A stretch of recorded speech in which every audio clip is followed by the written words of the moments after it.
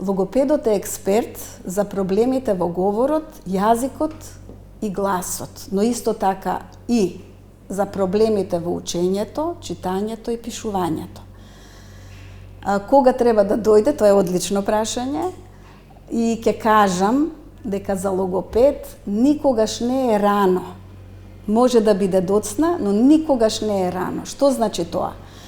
Бебето, уште кога ќе се роди, до 5-тиот месец мора да развие таа социјална, емоционална интеракција со средината, со блиските, со мајката.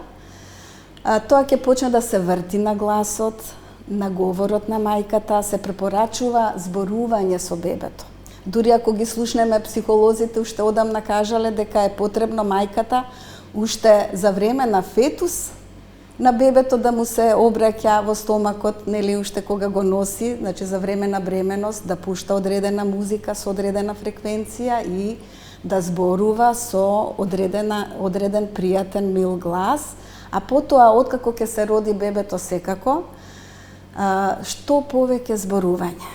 Сведоци сме на денешниот начин на живот, каде што се повеќе некако се отуѓуваме луѓето и како да вербалната комуникација толку не ни значи, туку комуницираме се повеќе преку дигиталните апарати.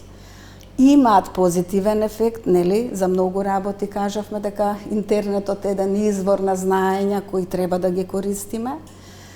Полесно стапување во комуникација, но никако не смее тоа да ја замени вербалната комуникација.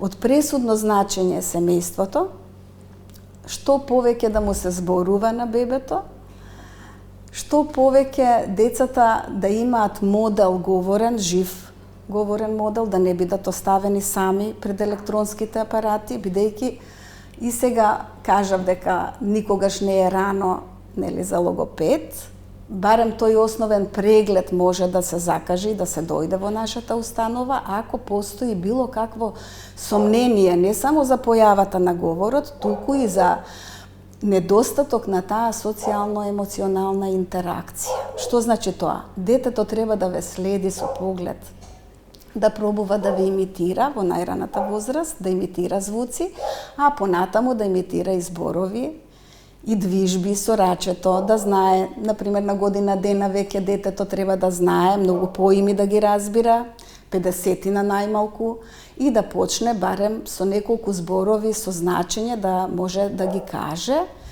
На 3 годишна возраст треба веќе говорот да е разбирлив, да веќе има формирана реченица. На предшколската возраст веќе треба и фините моторни вештини да се видат кај детето какви се, и еве апел да ја искористам оваа прилика, бидејќи сега децата се повеќе се нели на дигитални апарати, на телефони и компјутери, и да не се изгуби можноста да се оствари полниот потенцијал на шаката и прстите. Тоа значи да си играме со нашите деца, што повеќе со рацете игри, со пластелини, со боенки, изработка, нели, од хартија, од други материјали.